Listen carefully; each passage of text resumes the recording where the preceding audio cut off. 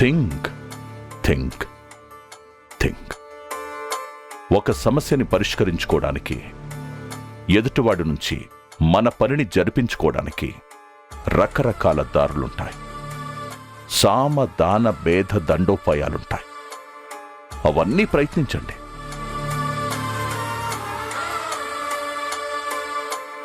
సామ అంటే సామరస్యంగా ప్రయత్నిస్తే ఒప్పుకోలేదు అంటున్నారు. దాన అంటే డబ్బుకి లొంగడు అని చెప్తున్నారు. అట్లీస్ట్ ఇంకొక రకంగా ప్రయత్నించండి. విభేదాలు సృష్టించండి, భయపెట్టండి, ఇలాంటివి ప్రయత్నించండి. పరిష్కారం లేని సమస్య అంటూ ఏది ఉండదు. ఓకేనా మృణాలిని గారు? నేను కొత్తగా చెప్పేది ఏముంటుంది? మీరు ఎన్నో కేసులు వాదించారు. అలాంటిది మీకు నేను చెప్పాల్సిన అవసరం లేదు. ఆ పని మీద ఉండండి. హరీష్,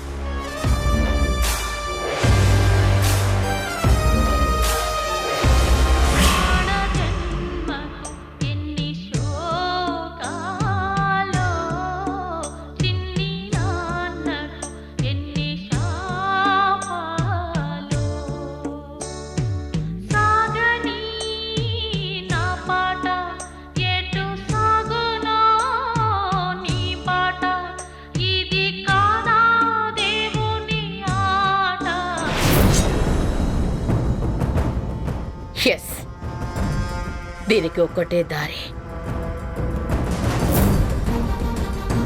కమల వదిన ద్వారా చెప్పిస్తేనే గౌతమ్ని ఆపగలం.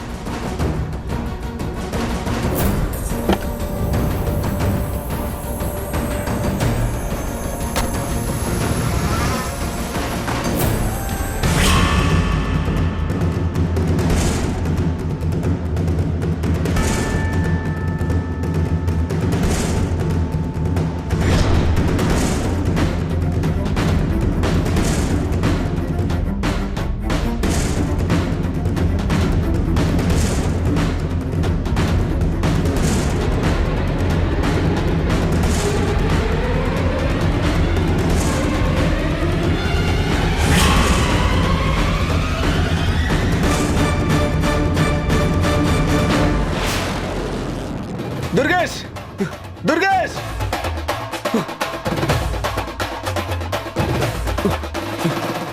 దుర్గేష్, దుర్గేష్, దుర్గేష్.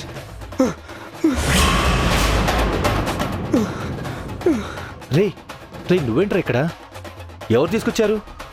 నిన్ను పోలీసులు అరెస్ట్ చేశారు కదా, మరి ఇక్కడికి ఎలా వచ్చావు? ఎవరు తీసుకురాలేదు, నేనే వచ్చాను. అలా ఎలా వచ్చావురా?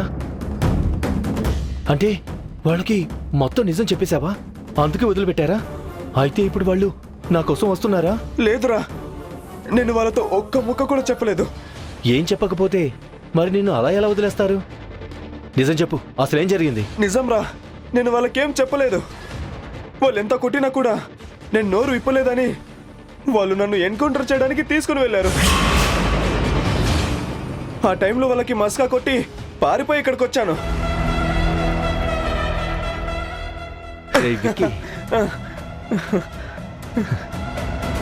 సూపర్ రా, ఇక భయపడాల్సిన అవసరం లేదు. ఇక్కడికి ఎవరూ రాలేరు.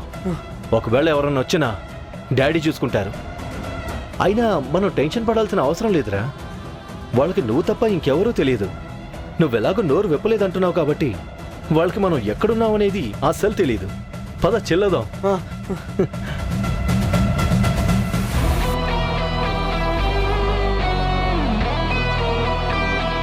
మాధవ్ గారు. సార్, మన నుంచి తప్పించుకుపోయాడు అనుకుంటున్న విక్కీ గాడు టాప్ బిజినెస్ మ్యాగ్నెట్ రవీంద్ర ఇంటికి వెళ్ళాడు. సార్, వాడు ఆయన ఇంటికి వెళ్ళడం ఏంటి? ఆయన చాలా పవర్ఫుల్, అలాగే చాలా పలుకుబడిన పర్సన్ కదా. అలాంటిది వీడికి ఆయనకి సంబంధం ఏంటి సార్? వీడెందుకు అక్కడికి వెళ్ళుంటాడు సార్? సంబంధం ఏదో ఉండుంటుంది. ఆ రవీంద్రకి ఒకే ఒక్క కొడుకున్నాడు. నాకు తెలిసి ఈ విక్కీ గాడు వాడికి ఫ్రెండ్ అయినా అయి ఉండాలి. లేదా వాడికి వీడికి ఏదైనా కనెక్షన్ అయినా ఉండాలి. లేదంటే మన దగ్గర నుండి ఎస్కేప్ అయ్యి డైరెక్ట్గా వాడు అక్కడికి వెళ్ళడం ఏంటి? సార్ అది మరి ఇప్పుడు ఎలా? నెక్స్ట్ ఏం చేయాలి సార్? నేను వెళ్ళి దీని వెనక అసలు ఎవరున్నారు, ఎంత పెద్ద నెట్వర్క్ ఉందని కూడా తెలుసుకుంటాను. నేను మీకు నెక్స్ట్ మూవ్ చెప్పేంత వరకు ఈ విషయం ఎవరితో డిస్కస్ చేయకండి. అలాగే సార్.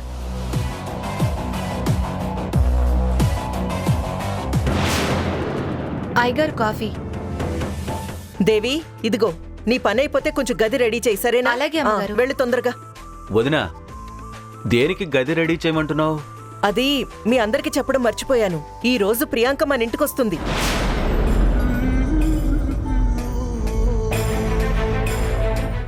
ఇంటికి రావడం అంటే వచ్చి కాసేపు ఉండి వెళ్ళిపోతుంది కదా, దానికి రూమ్ రెడీ చేయడం ఎందుకు?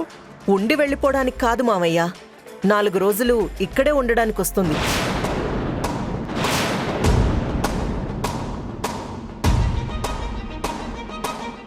అదేంటి కమలా, పెళ్లి కాని అమ్మాయి ఇక్కడ ఉంటామేంటి? అలా ఉంటే నలుగురు 4 రకాలుగా అనుకుంటారు. అన్నయ్య, ఎవరా నలుగురు? రేయ్, ఇరుగు పొరుగు వాళ్ళరా. ఏంటండి అలా అంటారు? 2-3 రోజుల్లో నిశ్చితార్థం కూడా పెట్టుకుంటున్నాం. ఇప్పుడు ప్రియాంక వస్తే ఎవరేమనుకుంటారు?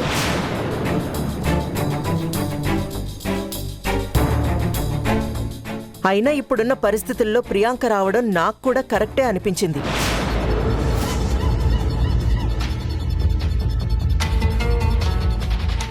గౌతమ్ ఈ పెళ్లి విషయంలో అయిష్టంగా ఉంటున్నాడు కదా, ప్రియాంక వస్తే అయినా వాళ్ళలో కొంచెం మార్పు వస్తుందేమో. నాకు మాత్రం ఇది కరెక్ట్ కాదనిపిస్తుంది.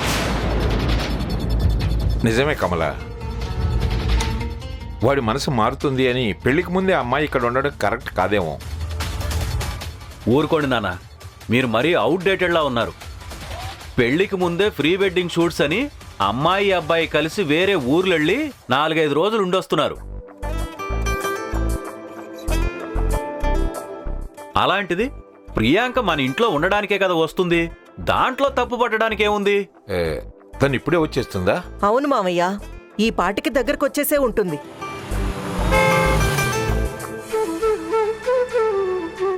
అదిగో వచ్చేసినట్టుంది.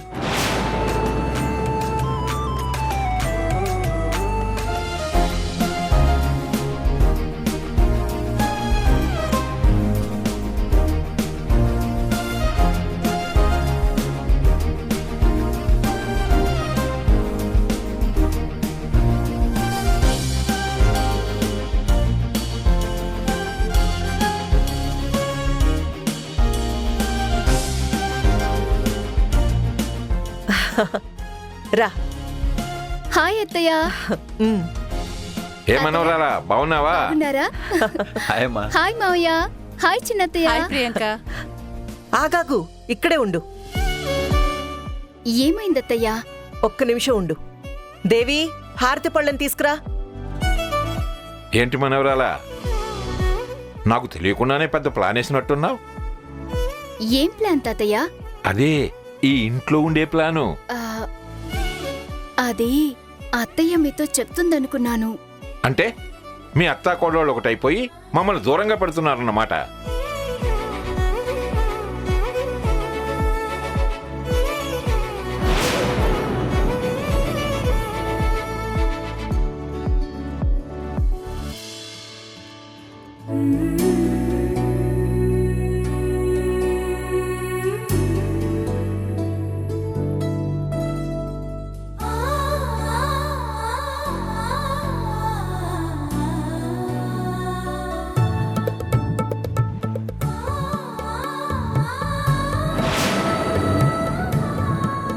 లోపలికి తీసుకెళ్ళు. రా. కాబోయే కోడలిగా నువ్వు మా ఇంట్లో అడుగు పెడుతున్నావు. కుడికాలు ముందు పెట్టి లోపలికి రా. సరే అత్తయ్య. రా.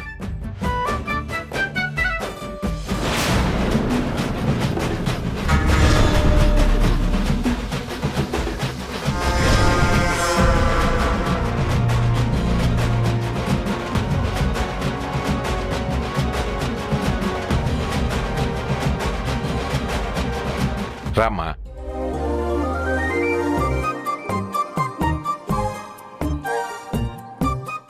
అవును, గౌతమ్ సార్ ఎక్కడత్తయ్యా? గౌతమ్ ఇంట్లో లేడమ్మా, స్టేషన్కెళ్ళాడు. కాసేపట్లో వచ్చేస్తాడులే. ఏంటి అప్పుడే ఇంటికి రాగానే గౌతమ్ గురించి అడగడం మొదలు పెట్టావు? అయ్యో, అదేం కాదత్తయ్యా, ఏదో క్యాజువల్గా అడిగాను. నువ్వు క్యాజువల్గా అడిగినా కావాలని అడిగినా మాకు నో ప్రాబ్లం.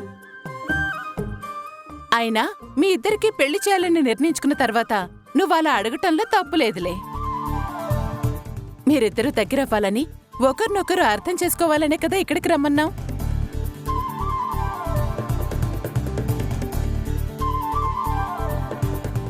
అవును మనవరాలా, నువ్వు ఇలా మా ఇంటికి వస్తున్నావంటే మీ ఇంట్లో వాళ్ళు ఒప్పుకున్నారా?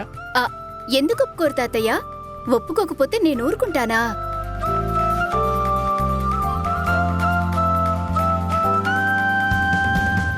సరేలే అమ్మా, రా, నీ గది చూపిస్తాను. దేవి, ఆ పెట్టి తీసుకొచ్చేయ్, రా. ఉమ్.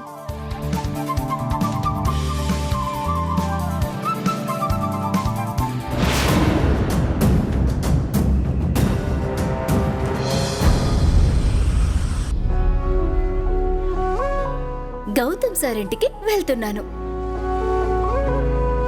వెళ్ళడం అంటే ఇలా వెళ్ళి రావడం కాదు, అక్కడే కొద్ది రోజులు ఉండడానికి.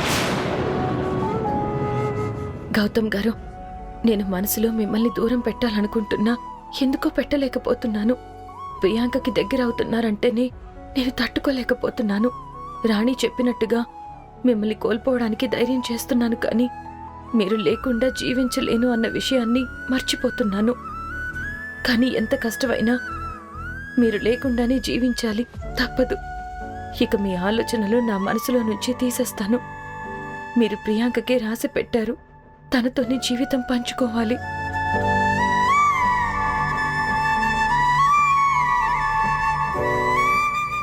అక్క,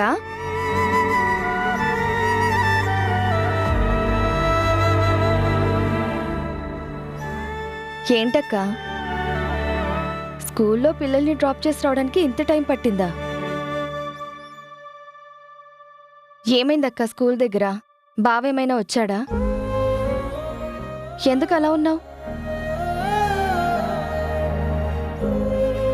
గౌతమ్ గారు రాలేదు రాణి, ప్రియాంక వచ్చింది. ప్రియాంక నీ దగ్గరికి ఎందుకు వచ్చిందక్క? ఏ నిర్వాకం చేద్దామని వచ్చింది? అసలేంటంట తనకు నీతో పని? బ్యాగ్ సర్దుకుని గౌతమ్ గారింటికి వెళ్ళబోతుందట. ఆ విషయం చెప్పడానికే వచ్చింది రాణి.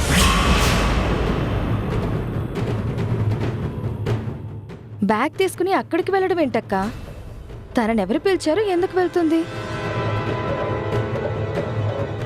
గౌతమ్ గారికి ప్రియాంకకి ఎంగేజ్మెంట్ ఫిక్స్ చేశారు అని చెప్పాను కదా. ఇప్పుడు దగ్గరుండి ఆ ఎంగేజ్మెంట్ డేట్ త్వరగా ఫిక్స్ చేసుకోవడానికి వెళ్తుందట. ఎంగేజ్మెంట్ జరిగిందంటే వాళ్ళిద్దరికీ సగం పెళ్లి అయిపోయినట్టే కదా. దానికోసం ఇదంతా చేస్తుంది. అక్క, నువ్వు అనుకుంటున్నట్టు ఎంగేజ్మెంట్ డేట్ ఫిక్స్ అయినంత మాత్రాన ఏమీ అవ్వదు. ఎందుకంటే బావ ఒప్పుకోవాలి. ఎటువంటి పరిస్థితుల్లోనూ బావ తనతో పెళ్లికి ఒప్పుకోడు అని నాకు నమ్మకం ఉంది. రాణి, నువ్వన్నట్టు గౌతమ్ గారు ఒప్పుకోరు, కానీ కమలా మేడం ఖచ్చితంగా ఒప్పిస్తారు. ఎందుకంటే ప్రియాంకతో గౌతమ్ గారి ఎంగేజ్మెంట్ చెయ్యాలని ఫిక్స్ చేసింది ఎవరో కాదు, కమలా మేడం గారు. ఉన్నట్టుండి మేడం ఇలా ఎందుకు మారిపోయారక్క? అసలు నీకు వ్యతిరేకంగా ఎందుకు ప్రవర్తిస్తున్నారు? స్వీటీ వంశీని ఇంట్లో నుంచి తీసుకువెళ్ళిపోయింది నువ్వే అని ప్రియాంక నమ్మించటం వల్ల ఇదంతా చేస్తున్నారా, లేదా వేరే ఇంకేమైనా కారణముందా? కారణమేంటో నాకు తెలీదు, కానీ మేడం ఖచ్చితంగా గౌతమ్ గారిని ఒప్పిస్తారు అన్న నమ్మకం నాకుంది.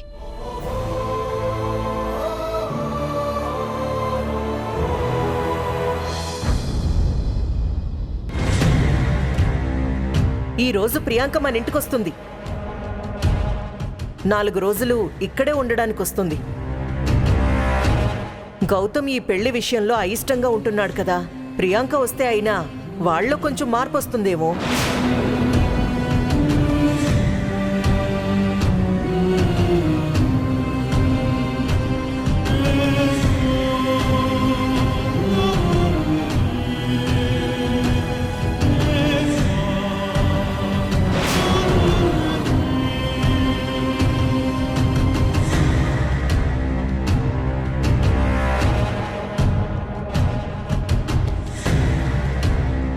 ఏమండి, ఏంటేదో ఆలోచిస్తున్నారు?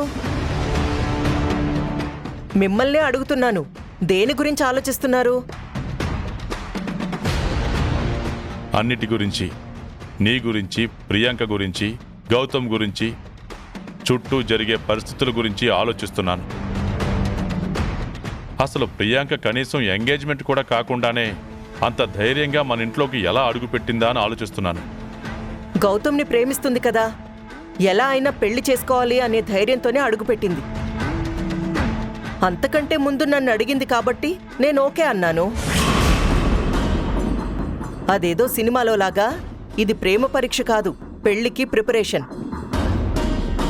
పెళ్లి చేసుకోబోయే అమ్మాయి కళ్ళ ముందుంటే గౌతమ్ కనీసం ఝాన్సీని మర్చిపోతాడేమో. అది సాధ్యపడుతుందంటావా? అంత ఈజీగా మర్చిపోతాడా?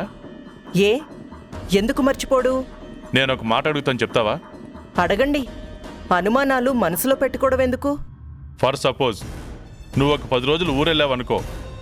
ఈ 10 రోజులు నీ స్థానంలో వేరే ఒక ఆవిడెవరో వచ్చి మన ఇంట్లో ఉందనుకో.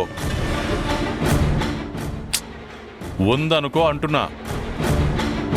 నేను నిన్ను మర్చిపోతానా? పోనీ అలాంటి పరిస్థితులే వస్తే నువ్వు నన్ను మర్చిపోతావా? ఇప్పుడేంటి, వేరే ఎవరైనా రావాలని కోరుకుంటున్నారా ఏంటి?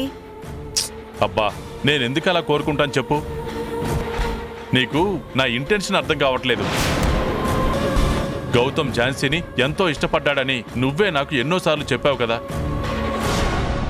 అలాంటిది ఇప్పుడు ప్రియాంక వచ్చి వాడి కళ్ళ ముందు తిరుగుతున్నంత మాత్రాన ఝాన్సీని మర్చిపోతాడా ఏంటి? మర్చిపోవాలి. గౌతమ్ ఝాన్సీని మర్చిపోయి తీరాల్సిందే. అందుకే ప్రియాంక మన ఇంట్లో ఉండడానికి నేను ఒప్పుకున్నాను.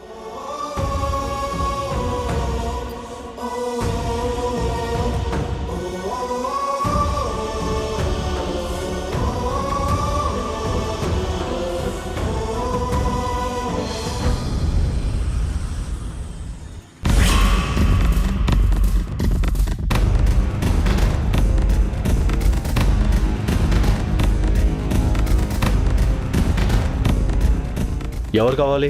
Food delivery. సరేరా.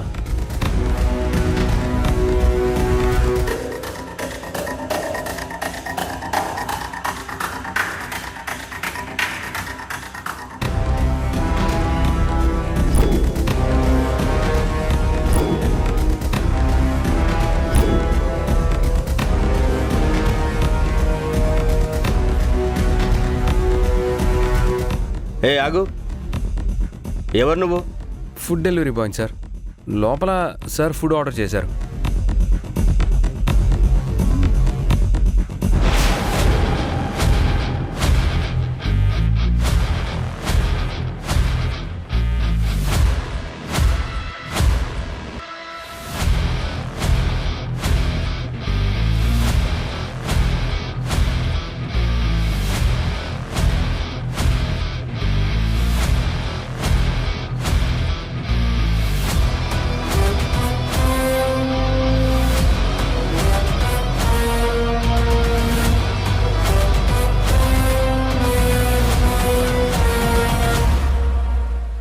రే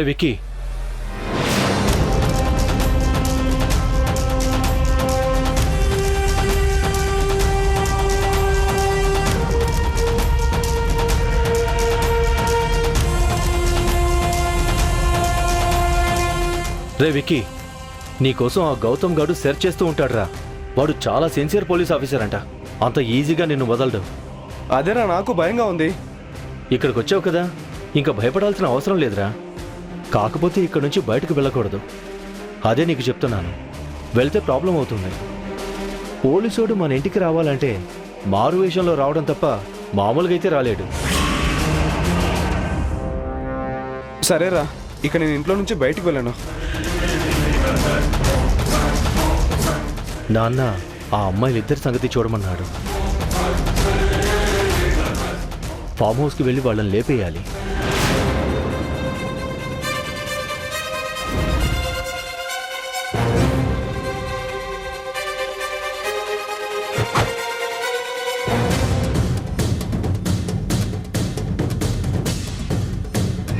కవిత ఐశ్వర్య ఎక్కడున్నారో తెలియాలంటే వీళ్ళిద్దరిని ఫాలో అవ్వాలి.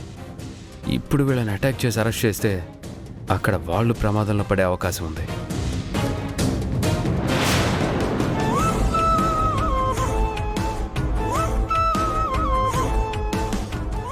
సార్,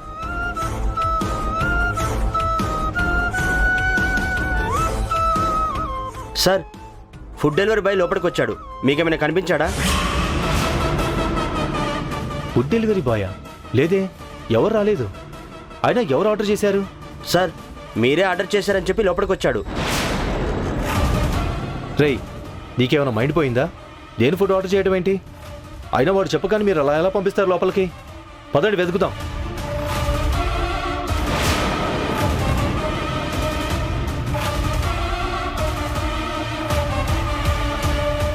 రేయ్, వచ్చిన వాడు ఇక్కడే ఎక్కడో ఉంటాడు, వెళ్ళి వెతకండి. అలాగే.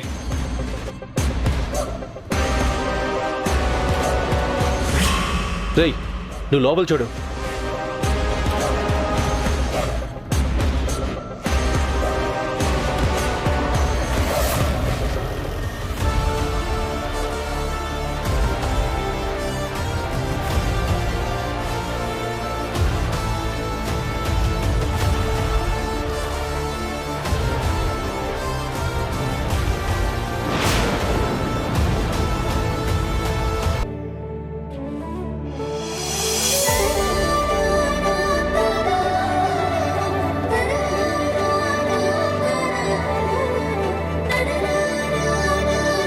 ఝాన్సీ నా రూమ్లో ఉందంటే నువ్వు ఝాన్సీని క్షమించావా? తను ఏ తప్పు చేయలేదని నీకు కూడా తెలిసి తనను అర్థం చేసుకున్నావా? చెప్పమ్మా, నువ్వు తనని క్షమిస్తేనే కదా తను మన ఇంటికి వస్తుంది. నీ రూమ్లో ఉంది ఝాన్సీ కాదు, ప్రియాంక. ఒక్కసారి వెనక్కి తిరిగి చూడు.